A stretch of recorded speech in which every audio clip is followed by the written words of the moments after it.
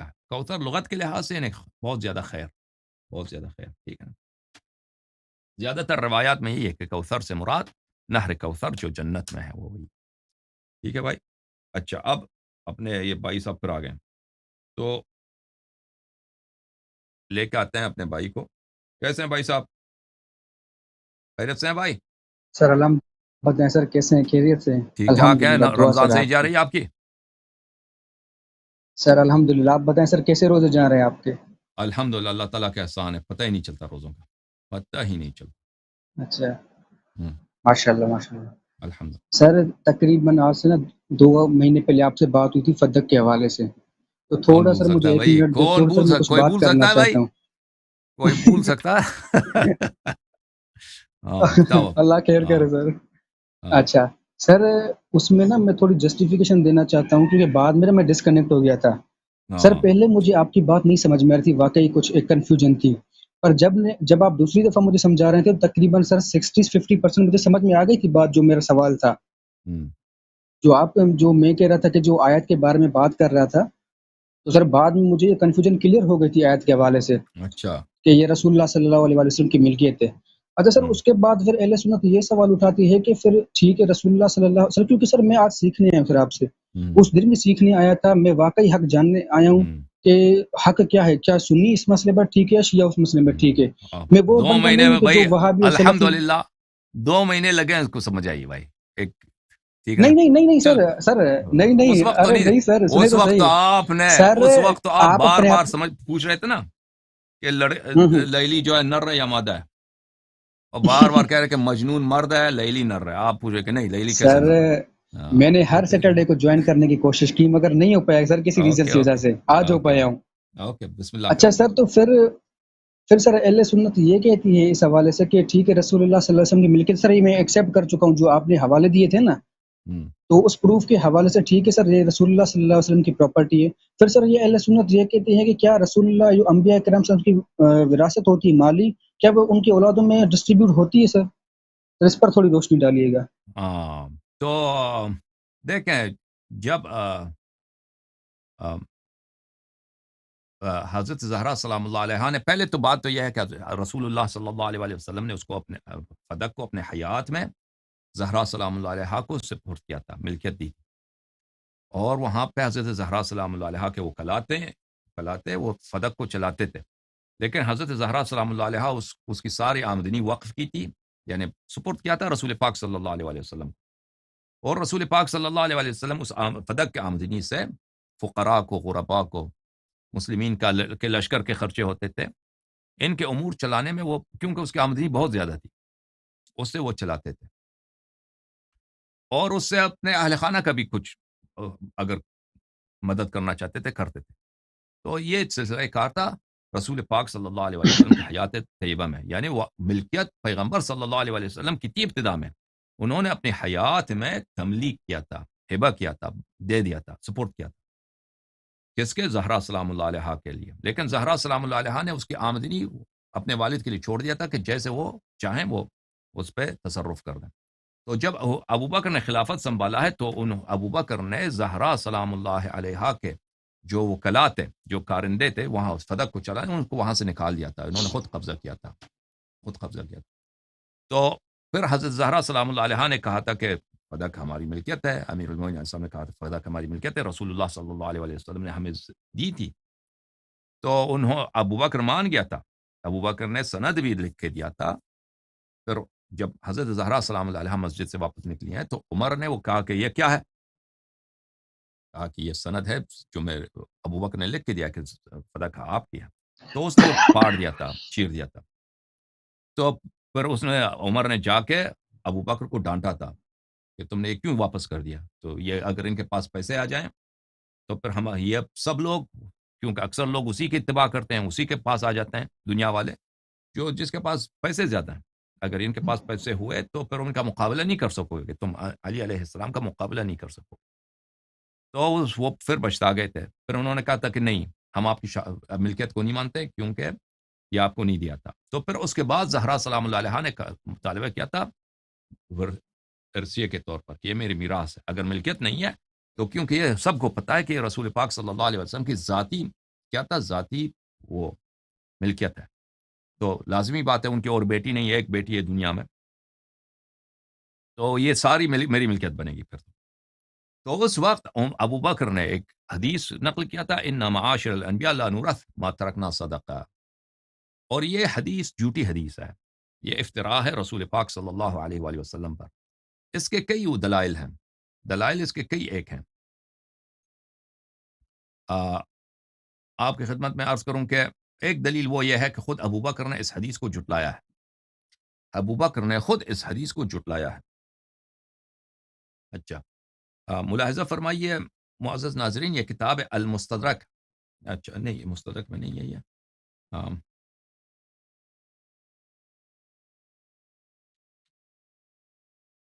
مسند احمد میں ہے. مسند احمد میں آپ کو دکھاؤں گا.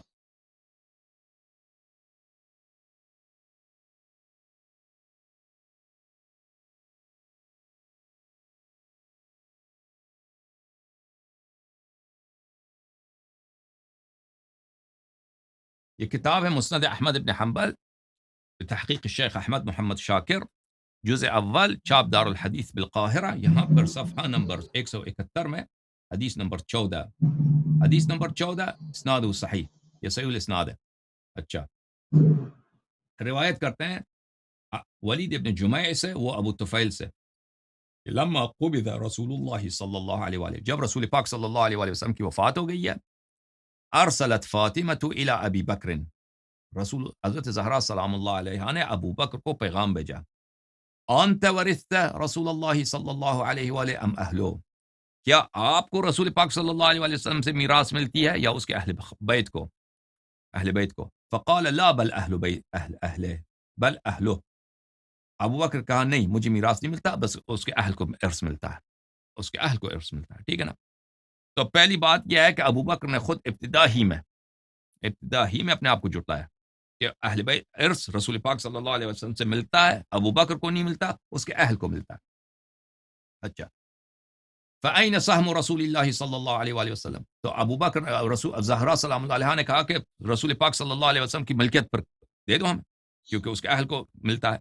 فقال ابو بکر نے کہا انی سمعت رسول اللہ صلی اللہ علیہ وآلہ، میں نے رسول پاک صلی اللہ علیہ وآلہ وسلم سے سنا ہے، ان اللہ عز وجل اذا اطعم نبیا طعمة ثم قبضه جعله للذي يقوم من بعده، کہ اگر اللہ تعالیٰ کسی نبی کو کوئی مال عطا کرتا ہے تو وہ اس کے بعد اس کے قائم مقام کی ملکیت بن جاتی ہے. فرأيت ان ارده على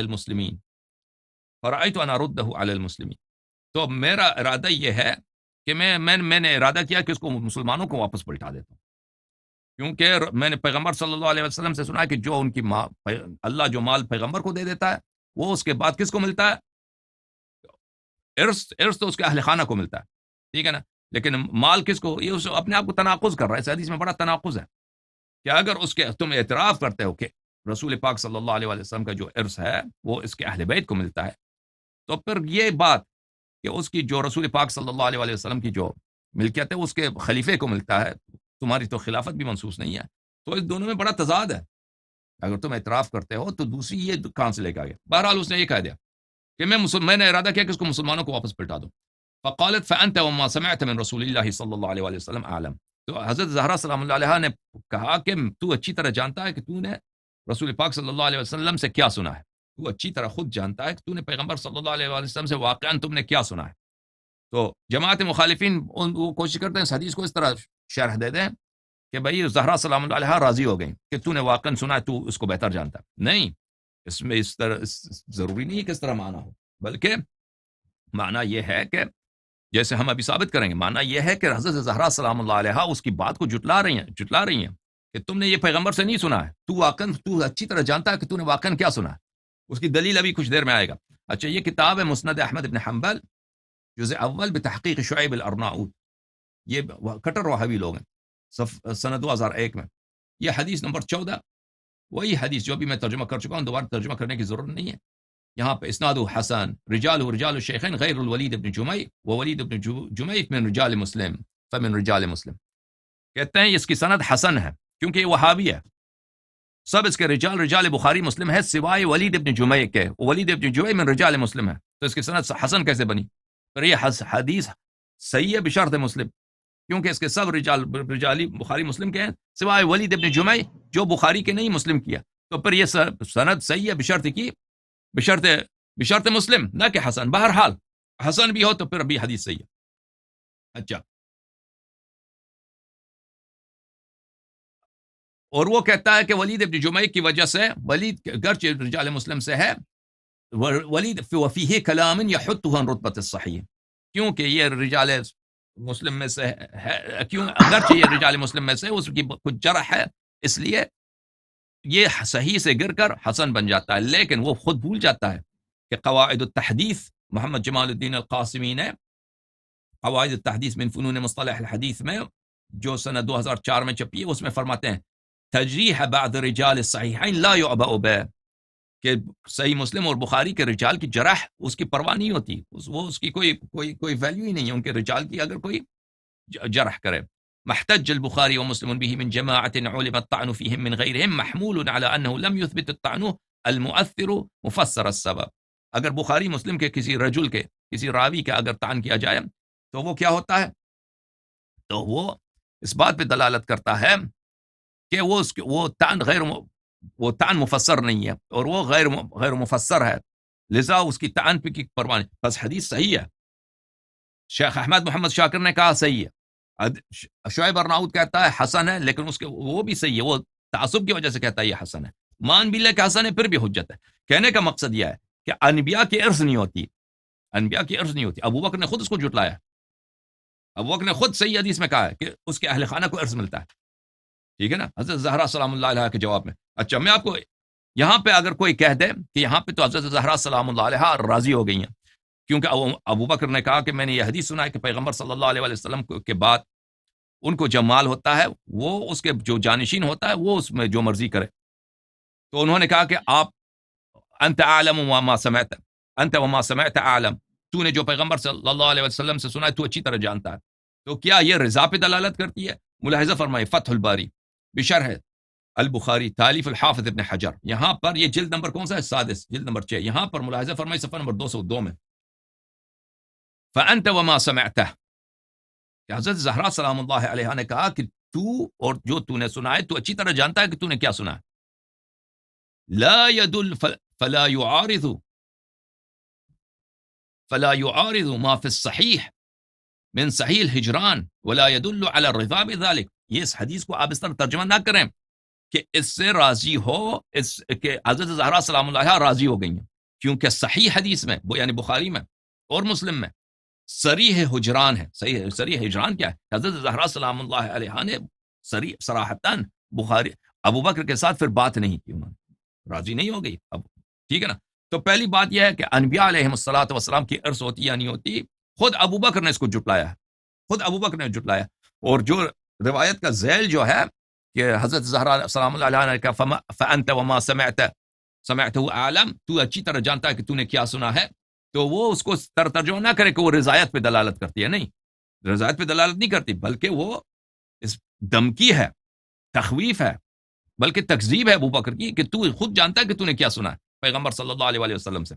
یہ باتیں تم نے نہیں سنی, تو یہ گڑ رہا ہے کہ جو مال پیغمبر ہوتا ہے اس کے اہل خانہ کو ارث میں ملتا ہے, لیکن وہ کس کو ہوتا ہے؟ خلیفے کے ہاتھ میں ہوتا ہے کہ وہ جو چاہے مرضی کرے. عجیب ہے, یہ ارث ملتا ہے. بہرحال ابو بکر نے خود اس کو جھٹلایا کہ انبیاء علیہ الصلوۃ والسلام کی کیا ہوتی ہے؟ ارث ہوتی ہے. دوسری بات آپ کی خدمت میں عرض کریں کہ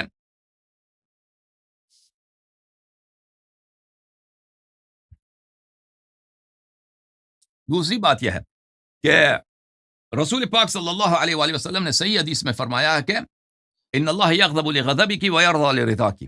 حضرت زہرا سلام اللہ علیہ کے رضا سے اللہ راضی ہوتا ہے, ان کے غضب سے اللہ غضبناک ہوتا ہے. اور یہ بھی فرمایا کہ میں راضی ہوتا ہوں حضرت زہرا سلام اللہ علیہ کے رضا سے, اور مجھے اذیت ملتی ہے حضرت زہرا سلام اللہ علیہ کی اذیت سے. ملاحظہ فرمائیے کتاب المصدق علی الصحیحین للحاکم النیشابوری جزء ثالث شاب دار الفکر, یہاں پہ ملاحظہ فرمائیے حدیث صفحہ نمبر 364 میں 364 میں حدیث نمبر 4789 میں. بھلے اس کے متعلق عن علی علیہ السلام، علی علیہ السلام سے روایت ہے کہ قال رسول اللہ صلی اللہ علیہ وآلہ، کہ رسول پاک صلی اللہ علیہ وسلم نے کہا فاطمہ زہرا سلام اللہ علیہا سے، ان اللہ یغضب لغضبک ویرضا لرضاک، اللہ تعالیٰ تیرے غضب سے غضبناک ہو جاتا ہے اور تیرے رضا سے راضی ہو جاتا ہے، ٹھیک ہے نا. اور فرمایا کہ یہ حدیث صحیح السند ہے. اچھا، اب اللہ آپ کا بھلا کرے. اسی حدیث کو طبرانی نے المعجم الکبیر میں روایت کیا، المعجم الکبیر للطبرانی الجزء الاول، چاپ مکتبۃ ابن تیمیہ. یہاں پہ صفحہ نمبر 108 میں حدیث نمبر 182، عن علی رضی اللہ عنہ قال رسول اللہ صلی اللہ علیہ وآلہ لفاطمہ رضی اللہ عنہ ان اللہ یغضب لغضبک ویرضا لرضاک، اللہ تعالیٰ آپ کے غضب سے غضبناک ہوتا ہے، آپ کی رضا سے راضی ہوتا ہے. اچھا، فی حامش الاصل، جو اصل کتاب ہے مؤلف کا یعنی سلیمان ابن احمد الطبرانی، اس سلیمان نے کہا ہے کہ هذا حدیث صحیح الاسناد، طبرانی نے فرمایا کہ حدیث صحیح الاسناد ہے، وروی من طرق عن علی علیہ السلام، اور یہ کئی طرق سے مروی ہے علی علیہ السلام سے. ورواہ الحادث عن علی وروی مرسلا، حارث نے بھی روایت کی اور مرسل بھی روایت ہوئی ان سے.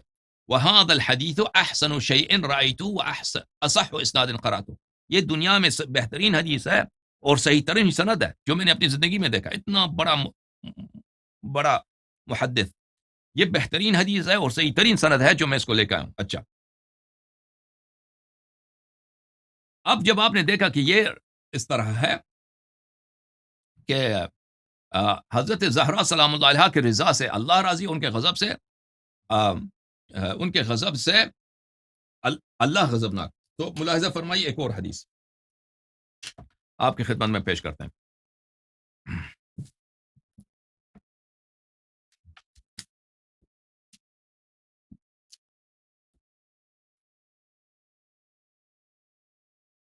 ملاحظہ فرمائیے، کتاب ہے البخاری، صحیح البخاری، چاپ دار احیاء التراث العربی، جو چھپی ہے سنہ 2001 میں دار احیاء التراث میں، صفحہ نمبر 60 کتاب فضائل اصحاب النبی صلی اللہ علیہ وآلہ وسلم.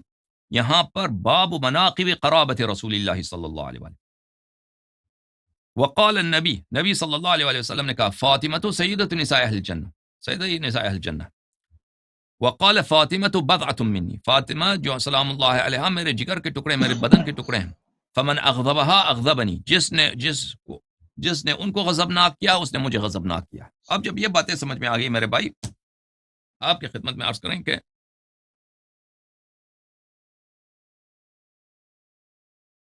حدیث ملاحظہ فرمائیے کہ یہ حدیث کیوں جھوٹی حدیث ہے. اچھا، انبیاء علیہ الصلوۃ والسلام کی میراث ہوتی ہے یا نہیں ہوتی؟ یہ کتاب ہے صحیح البخاری، ٹھیک ہے نا. اسی بخاری میں کتاب فرض الخمس میں یہاں پر یہ حدیث نمبر ہے، اللہ آپ کا بھلا کرے، حدیث نمبر ہے 3092 کہ عائشہ کہتی ہیں ان فاطمہ علیہ السلام ابنت رسول اللہ صلی اللہ علیہ وآلہ سألت ابا بکر بعد وفات رسول اللہ صلی اللہ علیہ وآلہ ان یقسم لها میراثها. عائشہ کہتی ہیں کہ حضرت زہرا سلام اللہ علیہا نے ابو بکر کو بعد وفات رسول صلی اللہ علیہ وسلم اس سے ڈیمانڈ کیا کہ ان کی میراث جو ہے ان کو دیا جائے پیغمبر سے. ما ترک رسول اللہ صلی اللہ علیہ وآلہ مما افاء اللہ علیہ، ترک رسول صلی اللہ علیہ وسلم سے جو رسول پاک صلی اللہ علیہ وسلم کی میراث ہے ان کو دیا جائے.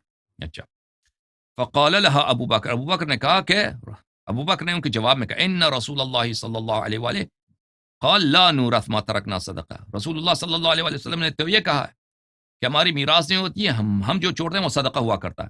ما ترکنا صدقۃ، ہمارا ترکہ صدقہ ہوتا ہے.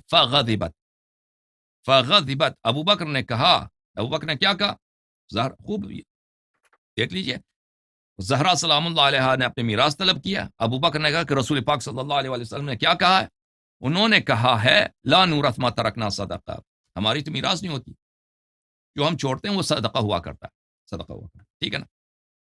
فغضبت، تو حضرت زہرا فغضبت کون، فاطمہ بنت رسول اللہ صلی اللہ علیہ وآلہ، فحجرت ابا بکر، بس حضرت زہرا سلام اللہ علیہا غضبناک ہو گئی ہیں ابو بکر پر اور انہوں نے ابو بکر سے بات کرنا چھوڑ دی ہے.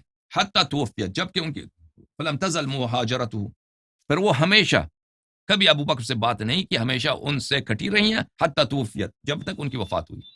تو جو ہی ابو بکر نے یہ حدیث نقل کی ہے، حضرت زہرا سلام اللہ علیہا غضبناک ہو گئی.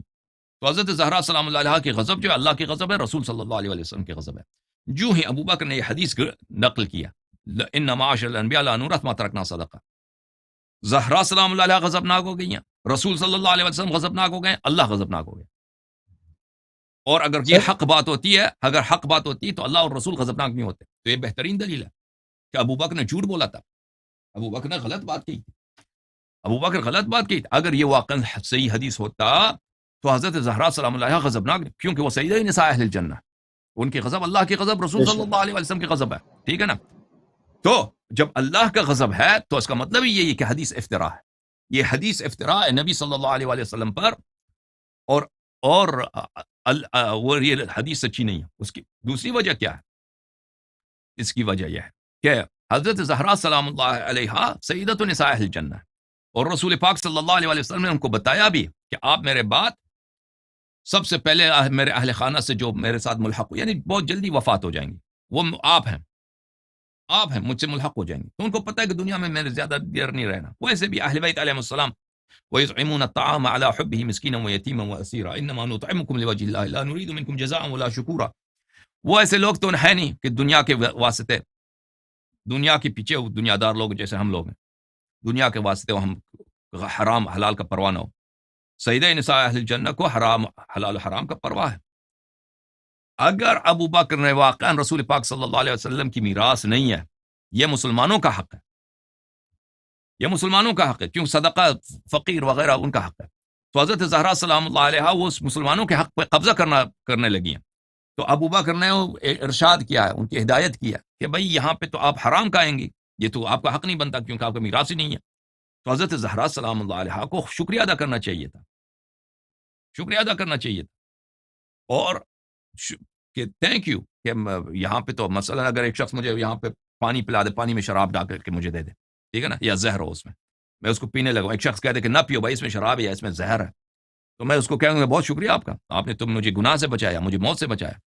تو حضرت زہرا سلام اللہ علیہا کو تو اگر حرام سے بچ گئی ہیں تو ان کو شکریہ ادا کرنا چاہیے. لیکن بالعکس وہ ناراض ہیں، غضبناک ہیں، کیونکہ وہ ابو بکر کو کذاب سمجھتی ہیں، وإلا اور کوئی وجہ نہیں ان کو کذاب سمجھنے کا. اچھا، اس کے علاوہ آپ کی خدمت میں عرض کریں کہ کیوں یہ حدیث جھوٹی ہے. اگلی دلیل یہ حدیث جھوٹی کیوں ہے کہ دیکھیں اللہ تعالیٰ کا فرمان ہے، اللہ تعالیٰ کا فرمان ہے قرآن مجید فرقان حمید میں کہ یا ایھا الذین آمنوا قوا انفسکم واہلیکم نارا وقودها الناس والحجارہ. سورہ تحریم میں اللہ تعالیٰ کا ارشاد ہے یا ایھا الذین آمنوا، اے ایمان والو اپنے آپ کو جہنم سے بچاؤ، اپنے آپ کو جہنم سے بچاؤ، اور اپنے اہل خانہ کو، قوا انفسکم واہلیکم نارا وقودها الناس والحجارہ. میں ایک منٹ میں یہ میں لے کے آؤں آپ کی خدمت میں تفسیر الدر منثور. ایک منٹ سر، ایک سوال تھا، پوچھ لوں سر؟ ایک منٹ میں تفسیر لے کے آؤں پھر آپ سوال.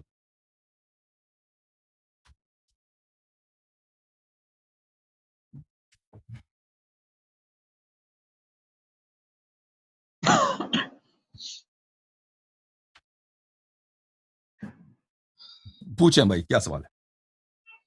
اچھا سر، جو یہ آپ کہہ رہے ہیں کہ حضرت ابوبکر رضی اللہ تعالیٰ عنہ جو حدیث ہے وہ جھوٹی ہے سر، تو سر یہ حدیث جو اصول کافی میں نہیں ہے کہ ان العلماء ورثۃ الانبیاء، سر یہ اس سے میچ نہیں ہوتی سر؟ وہ امت کے لیے بھائی، وہ امت کے لیے، پیغمبر سے اچھا علماء کو پیسے نہیں ملے نا. پیغمبر سے علماء کو صرف احادیث سنت میں لیا. پیغمبر سے ان کے بچوں کی بات نہیں ہو رہی ہے، ان کے بچوں کی بات نہیں ہو رہی.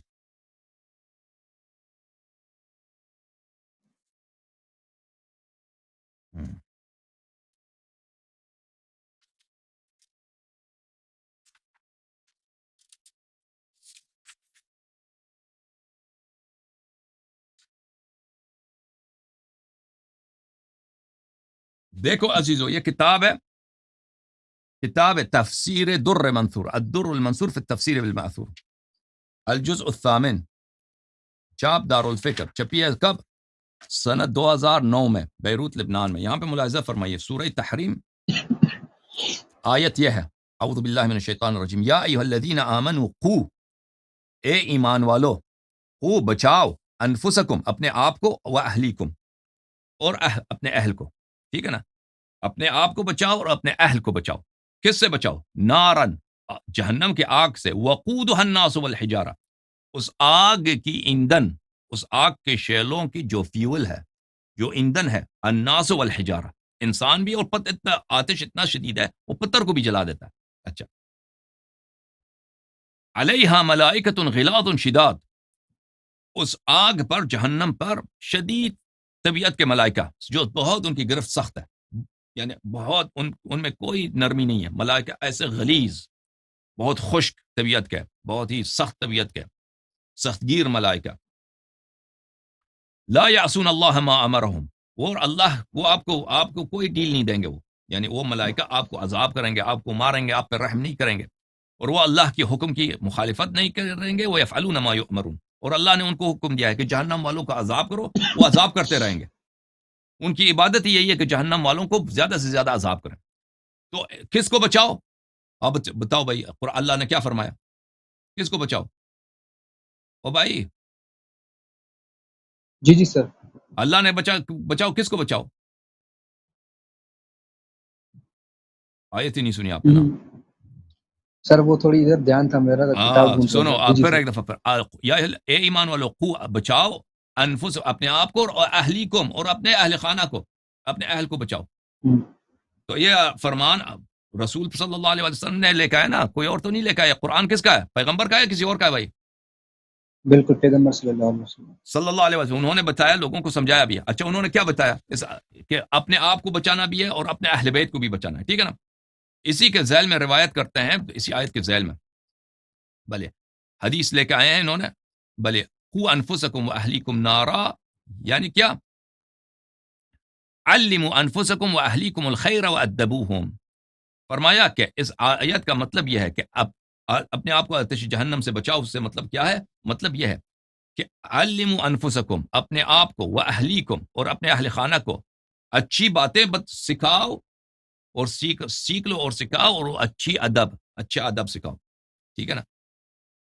پھر دوسرے حدیث میں ابن عباس سے روایت ہے، اسی قوا انفسکم واہلیکم اعملوا بطاعت اللہ واتقوا معاصی اللہ وامروا اہلیکم بالذکر ینجیکم اللہ من النار. اپنے اہل خانہ کو ذکر سکھاؤ تاکہ وہ جہنم سے بچ جائیں. تو اللہ تعالیٰ نے حکم دیا کہ اپنے اہل خانہ کو جہنم سے بچاؤ. حدیث میں بھی آپ لوگ لے کے آئیں کہ ان کو خیر سکھاؤ، ٹھیک ہے نا. تو رسول اللہ صلی اللہ علیہ وسلم کی ایک ہی بیٹی ہے دنیا میں. اگر کسی کو ارث ملنا ہے تو ان کا نہ والد ہے نہ والدہ، کسی کوئی بھی نہیں ہے، دوسرے تو ارث نہیں ملنا، ان کی بیٹی ہے، ٹھیک ہے نا. ان کو کیوں نہیں بتایا؟ بتانا تو جس کو ارث ملنا اس کو بتانا کہ بھئی میری میراث نہیں ہوتی. وصیت کر، اتنے احادیث ہیں کہ کوئی بھی شخص مرتا ہے، وصیت اس کے سر کے نیچے اگر نہ ہو تو وہ غافلین میں اس کو شمار ہے، ٹھیک ہے نا. آپ میں سے کوئی بھی نہ مرے، کوئی بھی 3 رات نہ گزرے مگر یہ کہ وصیت آپ کے سر کے نیچے ہو، ہے کہ نہیں احادیث میں، ٹھیک ہے نا. تو رسول پاک صلی اللہ علیہ وسلم، ہاں بلی قرآن کی آیت ہے، افتأمرون الناس بالبر وتنسون انفسکم وانتم تتلون الکتاب. دوسروں کو وہ کیا ہو تعلیم دیتے تھے ان باتوں کا، خود عمل نہیں کرتے تھے. سب لوگوں کو احکام سنایا. ابو بکر کو کوئی میراث نہیں ملنے والا، کوئی میراث نہیں ملنے والا ابو بکر، کیونکہ وہ نہ رشتہ دار کچھ بھی نہیں، اجنبی آدمی. بیٹی ان کی ایک ہے، یہ بتانا تو ان کو چاہیے تھا. اگر یہ حدیث حق ہے تو یہ رسول اللہ صلی اللہ علیہ وسلم کے عدم عصمت کی دلیل ہے، ان کے گناہ کار ہونے کی دلیل ہے. کیوں گناہ کار ہونے کی دلیل ہے؟ کہ انہوں نے زہرا سلام اللہ علیہا کو ضائع کیا ہے، ان کے حق کو ضائع کیا ہے. ان کو وہ بات جو حق بنتا تھا زہرا کا، دنیا میں نبی کی صرف ایک بیٹی ہے، پوری دنیا میں کوئی نبی نہیں ہے، ایک نبی ہے پوری دنیا میں، کوئی بنت نبی نہیں ہے سوائے حضرت زہرا سلام اللہ علیہا کا. سب لوگوں کو ان کے والد سے ارث ملتا ہے. کوئی بھی شخص، ابو بکر مرے اس کے بیٹی کو ارث ملے گا، اس کے بیٹے کو ارث ملے گا. عمر مرے اس کے اولاد کو ارث ملے گا. نبی صلی اللہ علیہ وسلم کے لیے ایکسیپشن ہے، ٹھیک ہے نا. تو ارث نہیں ملنے والا، تو اس کو بتانا چاہیے تھا، سمجھانا چاہیے تھا کہ یہ حرام ہے تیرے لیے، تو کھائے گی تو جہنم جائے گی. یہ نہیں بتایا. اگر یہ حدیث حق ہے میرے بھائی، اگر ابو بکر سچا ہے تو رسول پاک صلی اللہ علیہ وسلم نبی نہیں ہے، یہ نبی ہو ہی نہیں سکتا جس نے دوسروں کو سکھایا کہ اپنے اہل خانہ کو جہنم سے بچاؤ، اور اس نے خود نہیں بچایا اپنے اہل خانہ کو، ٹھیک ہے نا. تو یہ دلائل میں نے دی ہیں، یہ اختصار کے ساتھ ان دلائل کا بہت سر ایک بہت آخری گزارش تفصیل ہے. کروں گا سر آپ سے. ہاں اب پوچھ. اب جب یہ ثابت ہوا میرے جی عزیزو، اب جو لوگ سن رہے ہیں کہ ابو بکر نے افطرا کیا، ابو بکر نے افطرا کیا، اس حدیث، یہ حدیث قرآن کے خلاف ہے. کیوں قرآن کے خلاف؟ ورث سلیمان داؤد، سلیمان نے سلیمان داؤد کا بیٹا ہے، اس کو ارث ملا ہے، یہ نص قرآن ہے. تو اگر یہ حدیث اور یہ رسول صلی اللہ علیہ وسلم پہ طعن ہے، مختلف دلائل، اور ابو بکر نے خود اس حدیث کو جھٹلایا ہے، اس حدیث کی وجہ سے اللہ کی غضب ہے، اللہ غضبناک، رسول صلی اللہ علیہ وسلم غضبناک ہو گئی ہیں. اچھا یہ سب باتیں ہیں. اس کے علاوہ بھی میرے پاس بہت سارے دلائل ہیں، ابھی وقت نہیں ان کا ذکر کرنے. جب یہ ثابت ہوا کہ حدیث جھوٹا ہے تو پھر ابو بکر کی خلافت بھی بات ہے. کیونکہ ایک شخص اگر مال دنیا کے لیے رسول پہ صلی اللہ علیہ وسلم پہ جھوٹی حدیث گڑھ سکتا ہے، ان کی اکلوتی بیٹی پر ان کا مال کھانے کے لیے رسول اللہ صلی اللہ علیہ وسلم کے متعلق جھوٹی حدیث گڑھ سکتا ہے، تو وہ خلیفہ رسول صلی اللہ علیہ وسلم نہیں ہو سکتا. جی سر بتائیں، حکم کریں. سر گزارش یہ کروں گا کہ سر کیا آپ مجھے اہل سنت کے کتابوں میں کسی صحیح سند سے یہ دکھا سکتے ہیں کہ بھی فاطمہ الزہرا سلام اللہ علیہ نے حضرت ابوبکر کو یہ کہا ہو کہ یہ تو مطلب جب مطالبہ کیا تھا وراثت کا کہ رسول اللہ صلی اللہ علیہ وسلم مطلب میرے والد صاحب تو یہ مجھے ہبا کر کے گئے تھے، تو سر اس سے بڑی اور کوئی کیا بات ہو سکتی ہے؟ پھر تو سر میرے ہاتھ ہی اوپر ہے، کیونکہ میں تو کھڑا ہوں بی بی ان فاطمہ کے ہبہ الزہرا کے سلام دلائل اللہ علیہ بہت کے زیادہ ساتھ. ہیں، ہبہ کے دلائل بہت زیادہ سر ہیں. کوئی ایک حدیث مجھے صحیح سند کے ساتھ بتا دے جس میں یہ کہا ہو بی بی فاطمہ نے حضرت ابوبکر کو کہ مجھے یہ فدق رسول اللہ نے مجھے ہبا کر دیا تھا، تو سر بات ہی ختم. سر ابھی لیکن دیکھ، اگر میں آپ کے ڈیمانڈ کو پورا بھی نہ کروں نا تو ابھی بات ختم ہے. ابھی آپ اس کو پھر نظر بھی سر میری کنفرمیشن کے نہیں لیے نہیں سر. نہیں ابھی جتنی باتیں میں نے ابھی فرض کریں، میں آپ کی بات سمجھ گیا ہوں، لیکن اگر عاقل کے لیے جتنی باتیں ابھی میں نے آدھا گھنٹے جتنے میں نے بات کیا نا، حدیث دکھائیں، سب آپ کی کتب سے دکھائیں، قرآن تفسیر وغیرہ آپ سب لوگوں کی یہ دکھائیں، یہ سب کافی ہے اس بات کے لیے کہ کہ کہ یہ حدیث رسول پاک صلی اللہ علیہ وسلم پہ تہمت ہے. اور میں نے سارے دلائل نہیں لائے، اور میرے پاس اور بھی دلیل ہے. اچھا اب آپ کہتے ہیں کہ یہ ہبہ ہو، یہ ہبہ ہے، ہبہ ہونے کی دلیل. بھلے میں آپ کو ہبہ ہونے کی دلائل آپ کو کچھ دکھاتا ہوں.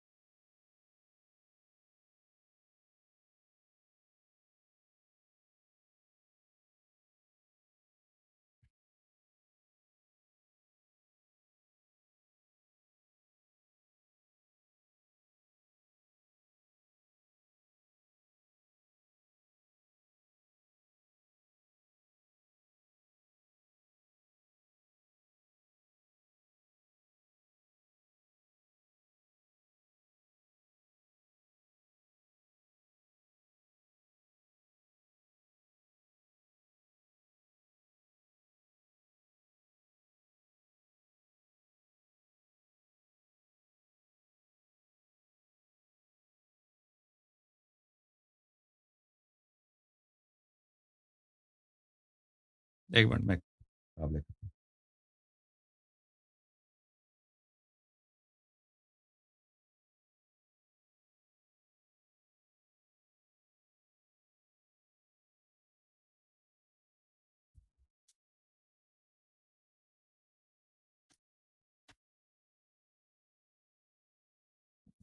دیکھیں، یہ جینیس صاحب نے ابھی میرے بات رد نہیں کر سکے. جتنا میں نے ابھی ثابت کیا نا کہ فدا، ابھی یہ میری باتوں سے کیا ثابت ہوا؟ میری باتوں سے ثابت ہوا کہ فدا کا غصب کیا گیا ہے، حضرت زہرا سلام اللہ علیہ پہ ظلم کیا گیا ہے، نبی کریم صلی اللہ علیہ وسلم پہ جھوٹ، مال دنیا کے لیے، جیفئی دنیا کے لیے جھوٹی حدیث گڑی گئی ہے. ان باتوں کو یہ رد نہیں کر سکے. یہ کہتے ہیں کہ ہمیں دکھاؤ کہ فدا ہبہ تھا، دکھا دیتے ہیں، کوئی بات. موضوع چینج کرنا ہے نا، ایک سوال اسی سوال کے متعلق پوچھتے ہیں نا، اتنے متعلق ہم نے 1 گھنٹے بات کی ہے آپ سے. جینیس آدمی ایک شخص جب آپ سے 30-35 منٹ بات کرتا ہے تو اس کو رد نہیں کر سکتے. کم از کم مان لو بھائی یہ آپ نے صحیح کہا ہے.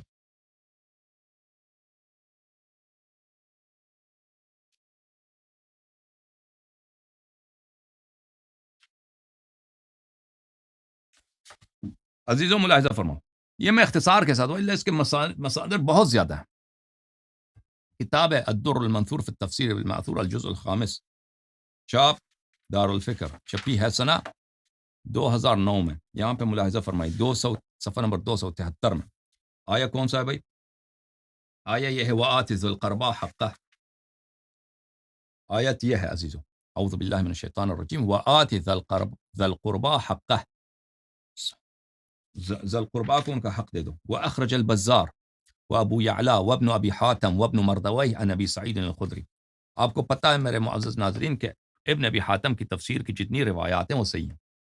ابن ابی حاتم نے خود اپنے کتاب کے مقدمے میں تفسیر ابن ابی حاتم میں اس میں انہوں نے ذمہ لیا کہ میں جتنی احادیث لاؤں گا یہ سب کے سب صحیح ہیں. اچھا، انہوں نے روایت کی ابو سعید خدری سے رضی اللہ تعالی عنہ سے، لما نزلت هذه الآیہ، یہ جب آیہ نازل ہوئی وآت ذی القربى حقہ، کہ ذی القربہ کو ان کا حق دے دو. دعا رسول اللہ صلی اللہ علیہ وآلہ وسلم فاطمہ فاعطاها فدک. رسول اللہ صلی اللہ علیہ وآلہ وسلم نے فاطمہ سلام اللہ علیہا کو بلایا اور ان کو فدک دیا، ان کو فدک تملیک کیا. اچھا، اگلے صفحے پر وأخرج ابن مردوی عن ابن عباس، ابن مردوی نے ابن عباس سے بھی روایت کی، لما نزلت، یہ آیت جب نازل ہوئی، وآت ذی القربى حقه فأقطع رسول اللہ صلی اللہ علیہ وآلہ وسلم فاطمہ فدک. رسول اللہ صلی اللہ علیہ وآلہ وسلم نے فاطمہ سلام اللہ علیہا کو فدک بخش دیا، ان کو وہ باغ دے دیا. اچھا، تو پھر یہ کس سے ہوا؟ یہ ابو سعید خدری اور عبداللہ ابن عباس سے. آپ کی خدمت میں پیش کرتا ہوں امیر المؤمنین علیہ الصلوۃ والسلام کی حدیث.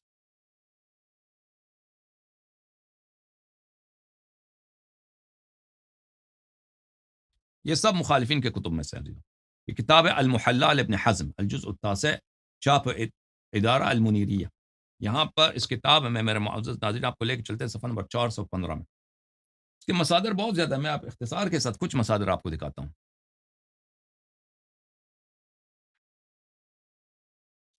صفحہ نمبر 415، اس صفحے کے آخر میں صفحہ مسئلہ نمبر 1789 میں، بلے سعید ابن مسیب وعن عمرو بن سلیم الزرقي عن سعيد بن المسيب مثل هذا، وروي عن علي بن ابي طالب رضی اللہ عنہ. روایت ہے کہ علی بن ابی طالب رضی اللہ عنہ نے شہید لفاطمہ رضی اللہ عنہ، انہوں نے شہادت دی ہے فاطمہ زہرا سلام اللہ علیہا کے لیے، عند ابی بکر، ابو بکر کے نزدیک، ومعه ام ایمن، ان کے نزدیک ان کے ساتھ ام ایمن بھی تھا. فقال له ابو بکر لو شهد معك رجل امرأة اخرى لقضيت لها بذلك. ام ایمن بھی ساتھ تھیں، حضرت امیر المؤمنین علیہ السلام بھی ساتھ تھے. زہرا سلام اللہ علیہ نے فدق کا مطالبہ کیا ہے کہ یہ میرا حق ہے، مجھے عطا کیا گیا. وإلا میراث کے لیے تو شہادت کی ضرورت نہیں ہے کہ یہ رسول اللہ صلی اللہ علیہ وسلم کی بیٹی ہیں، اس کے لیے تو شہادت کی ضرورت، وہ تو سب کو پتہ ہے بیٹی ہیں. یہ رسول اللہ صلی اللہ علیہ وسلم نے مجھے تملیک کیا، مجھے ہبہ کیا، اس کے لیے امیر المؤمنین علیہ السلام نے اور ام ایمن رضی اللہ تعالیٰ عنہ دونوں نے شہادت دی. اچھا،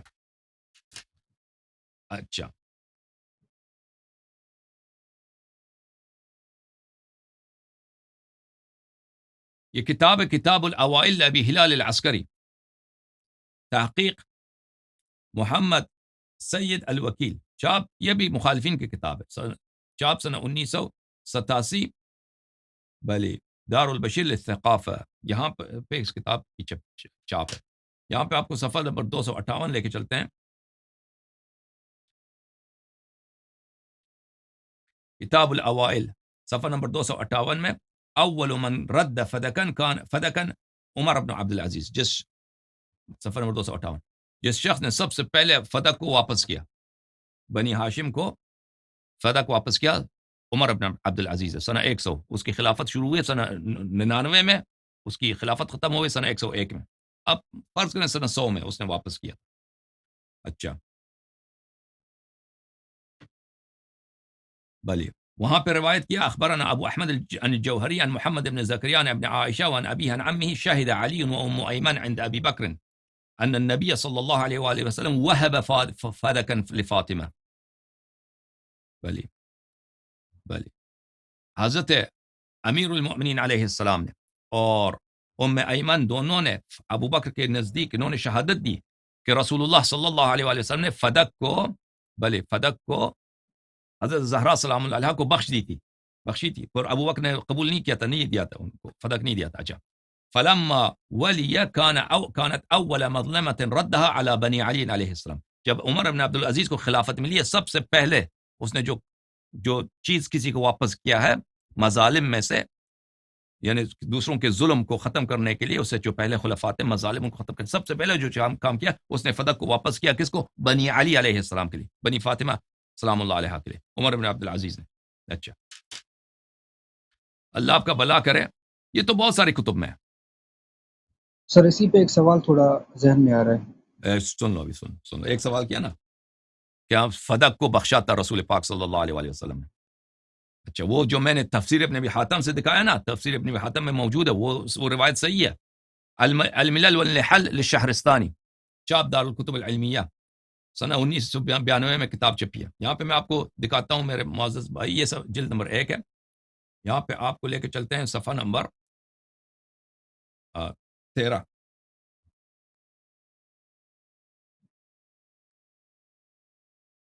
یہاں پہ مسلمانوں میں جو اختلافات پیدا ہوئے ہیں، سب سے پہلے اختلاف کیا تھا؟ دوسرا چھٹا جو اختلاف ہے مسلمانوں میں، الامر الخلاف السادس فی امر فدق. اسلام میں جو نمبر 6 جو اختلاف پیدا ہوا ہے وہ فدق کے معاملے میں. وہ توارث عن النبی صلی اللہ علیہ وآلہ وسلم، کہ نبی صلی اللہ علیہ وآلہ وسلم سے فدق میں کہ میراث میں ملی. ودعوى فاطمہ علیہ السلام وراثة تارة وتملیکا اخرى، اور حضرت زہرا سلام اللہ علیہ نے ادعا کی. ایک روایت میں نے آپ کو دکھایا ابو سعید خدری کا، ایک روایت دکھایا ابن عباس کا، ایک روایت کس کا دکھایا؟ ایک روایت دکھایا امیر المؤمنین علیہ السلام، روایت دکھایا ام ایمن کا. یہ 4 صحابی ہو گئے. 5ویں صحابی زہرا سلام اللہ علیہ، کہ انہوں نے تملیک کا، انہوں کہ رسول پاک صلی اللہ علیہ وسلم نے مجھے فدق دی ہے، انہوں نے ادعا کیا تھا.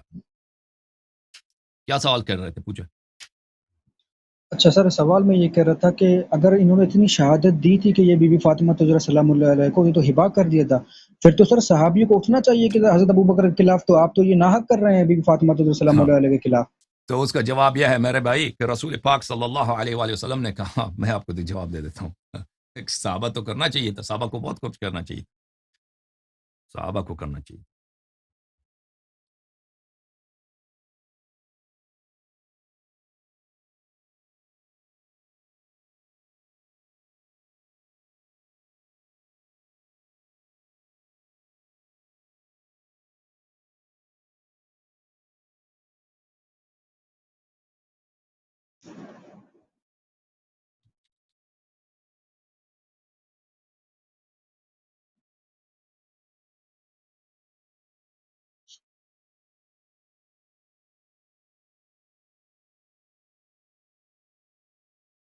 ایک منٹ میں کتاب لے کے آتا ہوں، بلکہ کتاب PDF دکھاتے ہیں.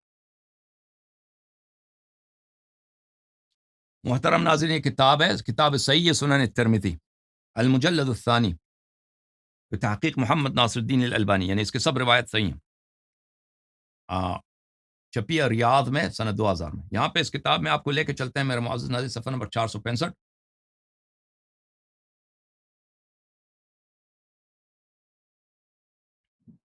باب ما جاء لترکبن سنن من کان قبلکم، صفحہ نمبر 465 ہے یہ. لترکبن سنن من کان قبلکم، کہ رسول پاک صلی اللہ علیہ وآلہ وسلم نے فرمایا کہ تم پہلے والی امتوں کے نقش قدم پہ چلو گے. اچھا، یہ حدیث صحیح ہے، حدیث صحیح ہے. ان ابو واقد اللیثی روایت کرتے ہیں ان رسول اللہ صلی اللہ علیہ وآلہ لما خرج الى حنین، رسول اللہ صلی اللہ علیہ وسلم چل پڑے حنین کی طرف. مر بشجرۃ للمشرکین، وہاں پہ فتح مکہ کے بعد حنین کی طرف، غزوہ حنین و طائف کی طرف جا رہے. وہاں پہ مشرکین کا ایک شجر تھا، ایک درخت تھا، وہ اس درخت کی پوجا کرتے تھے. مشرکین درخت کی پوجا کرتے تھے. ابھی بتاؤں گا کہ اس کی پوجا کرتے تھے، یہ سب آ جائے گا. یقال لها ذات انوات، اس کو کہتے تھے ذات انوات. نوت جو ہے باسکٹ کو بولتے ہیں، ٹوکری، کیونکہ آ کے اس پہ اپنی ٹوکریاں، اپنے جو نذورات ہیں اس درخت کو لٹکاتے تھے، اس کی پوجا کرتے تھے، پرستش کرتے تھے. اچھا، یعلقون علیہا اسلحتہم، اس پہ اپنے سلاح وغیرہ جو کرتے ہیں اپنے بھگوان کے ساتھ، وہ ہندو کرتے ہیں، وہ بھی کرتے تھے. فقال یا رسول اللہ صلی اللہ علیہ وآلہ اجعل لنا ذات انوات کما لهم ذات انوات. انہوں نے کیا کہا؟ صحابہ نے فرمایا، عرض کیا یا رسول اللہ ہمارے لیے بھی ذات انوات بنا دے. صحابہ نے کہا کہ یا رسول اللہ ہمارے لیے بھی ان کی بھی جو ہے نا بھگوان ہے، ان کی جو درخت ہے جس کے ہمارے لیے بھی آپ بنا دیں بھائی، ہماری دین میں کیوں نہیں ہے؟ ٹھیک ہے نا. یہ تو صحابہ تو اتنے بیوقوف تو نہیں تھے کہ یہ باطل ہے. رسول پاک صلی اللہ علیہ وسلم فتح مکہ کے بعد اتنی محنتوں کے بعد مسلمان بنایا، ان کو توحید سکھایا، یا بھی کعبہ کی ابھی بتیں توڑی ہیں، تو یہ ابھی خواہش ظاہر کر رہے ہیں کہ ہمارے لیے بت بنایا جائے. سر فقال یہ کون لهم صحابی النبی، تھے؟ صحابہ کا تو یہ تو آپ کا اصول ہے نا کہ صحابہ کا نام ذکر نہیں کرتے نا، وہ تو آپ کا اصول ہے.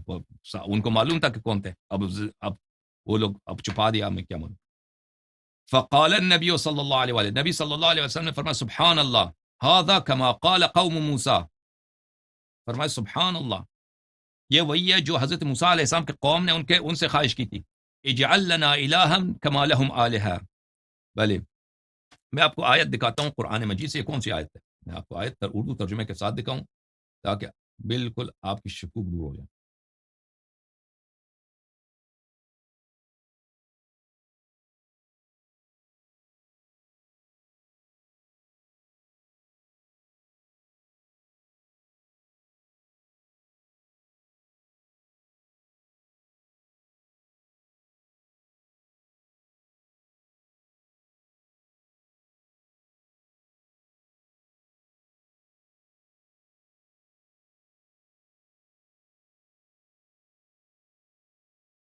آیت یہ ہے میرے معزز ناظرین، وجاوزنا ببنی اسرائیل البحر فاتوا على قوم يعكفون على اصنام لهم. بنی اسرائیل کے ساتھ وہ حضرت موسیٰ علیہ السلام کو معجزہ تھا نا، آپ کو پتہ ہے کہ سمندر کو 12 راستے بنا دیے سمندر میں، پتہ آپ کو؟ ہاں، پانی شق کیا تھا حضرت موسیٰ علیہ السلام. ہاں، معجزہ تھا یا نہیں تھا بھائی؟ جی وہ جی سر، جی جی. کرتب تھا یا معجزہ تھا؟ معجزہ تھا نا. بہت عجیب معجزہ ہے کہ سمندر جو سر ہے کیا ہو معجزہ جائے، تھا. شق ہو جائے، اور 12 راستے، ایک بھی راستہ نہیں، 12 راستے 12 قبائل کے لیے کہ وہ وہاں سے نکل جائے. تو وہ جو ہی سمندر سے واپس آئے، انہوں نے دیکھا ابھی قوم دیکھو کہ کتنی بدبخت قوم ہے، ابھی سمندر سے باہر اتنا معجزہ، اب وہاں سمندر سے نکلے بھی تو کیا دیکھا انہوں نے کہ فرعون غرق ہو گیا نا، اس زمانے کا جو سب سے بڑا سپر پاور تھا، جو مسلمانوں پہ ظلم کرتا تھا، ان کے بچوں کو ذبح کرتا تھا، ان کو سب کو غلام بنایا تھا، وہ بھی غرق ہو گیا، ڈوب گیا. یہ پتہ ہے آپ کو؟ او بھائی پتہ ہی نہیں پتہ؟ جی جی جینیس بھائی. اچھا، فاتوا علی جی جی قوم، سر، آواز نہیں آ رہی؟ ہاں سمندر سے آ گئے تو وہ آگے کہاں پر؟ ایک قوم کے پاس آگئے، یعکفون علی اصنام لهم، وہ اپنے بتوں کی پرستش کر رہے تھے. جب بتوں کے پرستش کر رہے تھے تو قالوا یا موسیٰ اجعل لنا آلہہ، تو انہوں نے کیا کہا، اے موسیٰ ہمارے لیے بت بنا دیجئے، اے موسیٰ ہمارے لیے بت بنا دیجئے جس طرح ان کے پاس بت ہیں، جس طرح ان کے پاس بت ہیں. قال انکم قوم تجہلون، فرمایا کہ تم بڑے جاہل قوم. اور ہم نے، یہ دیکھو میں طارق قادری کا دکھاؤں، اور ہم نے بنی اسرائیل کو سمندر یعنی بحر قلزم کی پار اتارا تو وہ ایک ایسے قوم کے پاس جا پہنچے جو اپنے بتوں کی گرد پرستش کے لیے آسن مارے بیٹھے تھے، یعکفون اعتکاف کیا تھا بتوں کے پاس. بنی اسرائیل کے لوگ کہنے لگے اے موسیٰ ہمارے لیے بھی ایسا ہی معبود بنا دیں جس سے کہ ان کے معبود ہیں. موسیٰ علیہ السلام نے کہا تم یقیناً بڑے جاہل لوگ ہو. ٹھیک ہے نا. تو اب سنن ترمذی کی طرف واپس آتے ہیں. رسول پاک صلی اللہ علیہ وسلم نے کہا کہ یہی بات تو بنی اسرائیل نے موسیٰ سے کہا تھا، اجعل لنا الہا کما لهم آلہہ والذی نفسی بیدہ لترکبن سنت من کان قبلکم. اللہ کی قسم تم پرانی امتوں کے نقش قدم پہ چلو گے. دیکھو میرے بھائی، میں اب یہ حدیث تو آپ نے دیکھا، حدیث صحیح بھی ہے. صحابہ کی حالت آپ کو پتہ ہے کہ ان کی کیا سچویشن ہے. یہ کتاب ہے تحفۃ الاحوذی شرح جامع الترمذی، جزء الاول، چاپ بیت الافکار الدولیہ. سنن ترمذی کی شرح ہے محمد عبد الرحمن مبارک پوری، یہ پرانے زمانے کے محدث ہندوستان کے، انہوں نے یہ کتاب لکھی ہے. یہاں پہ آپ کو لے کے چلتے ہیں میرے معزز ناظرین صفحہ نمبر 1770 پہ. اسی حدیث کی شرح میں وہ بہت مفید جملے کہتے ہیں. اچھا، اسی حدیث کو جب نقل کرتے ہیں نا، یہ وہی حدیث ہے. اس کے بعد اس کی شرح میں وہ فرماتے ہیں، قال المناوی، ملاوی نے کہا اسناد صحیح، اسناد صحیح ہے، والسنت لغتاً الطریقہ. رسول پاک صلی اللہ علیہ وسلم نے فرمایا کہ تم پرانے امتوں کے سنت پہ چلو گے. سنت کا مطلب ہے طریقہ، حسنتاً کانت او سیئہ، اچھا ہو یا برا ہو. والمراد هنا طريقة أهل الأهواء والبدع التي ابتدعوها من تلقاء نفسهم بعد انبیائهم. یہاں سے مراد کیا ہے؟ وہ سنتیں جو اہل ہوائے نفس اور اہل بدعت اپنے انبیاء کے بعد انہوں نے ایجاد کی تھی، یہ امت بھی ایجاد کریں گی. من تغییر دینہم، کہ اپنے دین کو تغییر دیں گے، وہ تحریف کتابہم، اور اپنی کتاب کو چینج کریں گے. کما اتی علی بنی اسرائیل حذو النعل بالنعل، جیسے بنی اسرائیل نے کیا حذو النعل بالنعل، قدم بقدم بنی اسرائیل کے نقش قدم پہ چلیں گے. تو سوال آپ کا یہ ہے کہ جب رسول پاک صلی اللہ علیہ وسلم نے فدق کو زہرا سلام اللہ علیہا کو دیا، ٹھیک ہے نا، ہبہ کیا ہے، صحابہ نے شہادت بھی دیا، تو عمر ابو بکر نے نہیں مانا، تو بقیہ صحابہ نے کیوں ساتھ نہیں دیا؟ تو میرے بھائی یہ وہی صحابت ہوتے ہیں نا جن کے متعلق وہ رسول پاک صلی اللہ علیہ وسلم کی زندگی میں وہ کہہ رہے ہیں ہمارے لیے بت بناؤ، ہمارے لیے بت بناؤ. رسول پاک صلی اللہ علیہ وسلم نے کہا کہ تم وہی جو حضرت موسیٰ علیہ السلام کے صحابہ نے معجزات دے کر، بھائی چھوٹی بات نہیں ہے. بنی اسرائیل حضرت موسیٰ علیہ السلام کے آنے سے پہلے کافر نہیں تھے. بنی اسرائیل حضرت موسیٰ علیہ السلام کے آنے سے پہلے سب دین حضرت ابراہیم علیہ السلام پہ تھے، سب حضرت یعقوب علیہ السلام کے اولاد ہیں، یہ سب سید ہیں بھائی، یہ سب پیغمبر زادہ ہیں، انبیاء انہی کے نسل سے.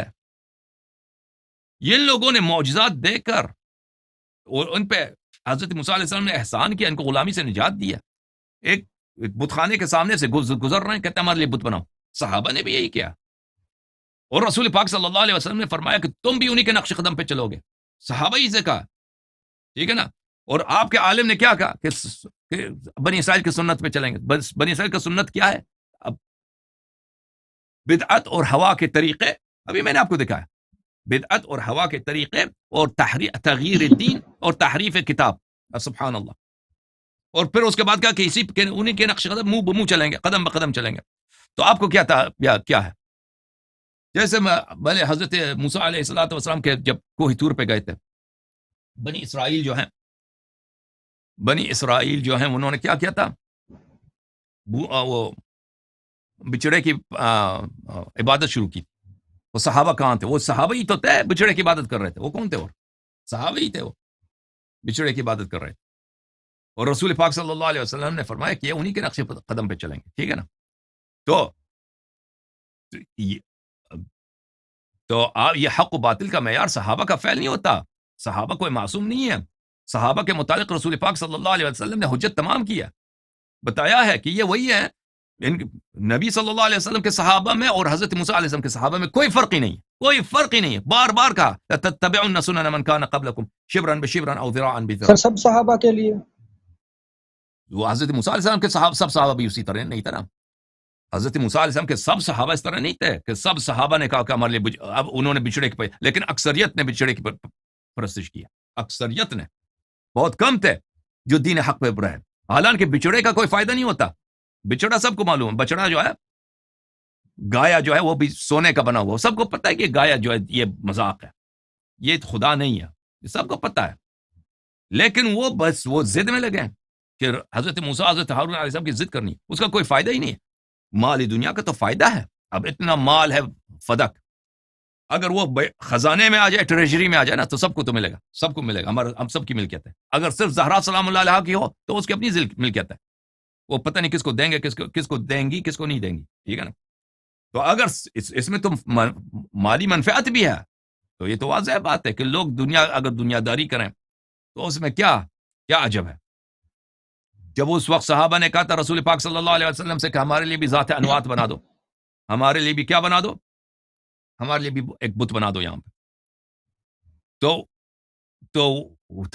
اس بت کی پوجا میں تو کوئی فائدہ ہے ہی نہیں. وہ سب کو پتہ ہے اس کا کوئی فائدہ ہی نہیں. عربوں کو بھی پتہ تھا کہ اس کا کوئی فائدہ ہی نہیں، لیکن اس کی خواہش کر رہے ہیں. وہ کیا، کس لیے خواہش؟ مذاق اڑانے کے لیے، اور کوئی وجہ ہی نہیں ہے. اور کوئی وجہ ہی نہیں ہے، صرف تنگ کرنے کے لیے، مزاحیت کرنے کے لیے، مذاق اڑانے کے لیے. نہیں کہ واقعی یہ سمجھتے تھے کہ بت کی پوجا میں کوئی فائدہ ہے. لیکن اس میں مخالفت، کفر کی حد تک مخالفت کر سکتے ہیں، بلکہ کفر کا بالکل کفر ہے. جو کہتا ہے میرے لیے بت بنا دو، وہ ہے ہی کافر. وہ کر سکتے ہیں. تو مال دنیا جس میں واضح طور ہے کہ مال دنیا میں فوائد ہیں، اس کے لیے اگر وہ کریں، الا ماشاء اللہ. دنیا میں کتنے کہ بائی کا حق کہا جاتا ہے، مثلا 2-3 بائی مل جاتے ہیں، ایک بائی کا حق کہا جاتے ہیں. اتنا زیادہ ہوتا ہے کہ بے حساب. ٹھیک ہے نا. مالی دنیا کے لیے دنیا لوگ خدا کو بھی بھول جاتے ہیں, پیغمبر کو بھی بھول جاتے ہیں, شریعت کو بھی بھول جاتے ہیں صلی اللہ علیہ وسلم. اوکے بھائی, آپ کے سوالات کا جواب دے دیے میں نے. اب آپ شیعہ ہو جاؤ, ٹھیک ہے سر. اب بات ختم ہے. جینیس بھائی, ہاں اب نہیں کہنا سمجھ نہیں آئی. ہاں اب نہیں جو ہے سر, نا, سمجھ آ گئی یہ اب بات. وہ اساسی سے باطل ہو گئے. یہ فدق کا مسئلہ ایسا ہے نا, ایسا تلوار ہے فدق. فدق ایسا تلوار ہے خلفاء کے سر پر, ابو بکر عمر کے سر پر, کہ وہ ایسا مارتا ہے نا کہ 2 ٹکڑے کر دیتا ہے فدق. جو شخص بھی سن لے فدق کی داستان کو, کہ انہوں نے کیسے ظلم کیا ہے بی بی سلام اللہ علیہ پر, دنیا کے لیے, رسول صلی اللہ علیہ وسلم کی اکلوتی بیٹی پر. تو یہ حجت ہے. اب تم جان لو کہ تم حق کے ساتھ ہو گئے. یہ اللہ پوچھے گا, دنیا چلی جائے گی, وہ قیامت کا دن آنے والا سر ہے, میں قبر بی بی حق ہے. فاطمہ سلام اللہ علیہ کے ساتھ کھڑا ہوں. ہاں تو ان کے پر ان کے ظالمین جن سے بی بی سلام اللہ علیہ نے کبھی بات نہیں کی, کبھی ان کی تعریف نہیں کرنا, کبھی ان کو احترام نہیں کرنا, جنہوں نے ان پہ ظلم سر کیا میں ہے. تو کہتا ہوں اہل بیت کے دشمنوں پہ لعنت. بے علی مدد, زندہ باد, خدا حافظ میرے بھائی, یا علی مدد بولو, خدا حافظ میرے بھائی, خدا حافظ. یا علی مدد سر, وہ تو ہم کہتے ہیں. خدا ٹھیک حافظ. ہے, خدا حافظ, زندہ باد. بیوی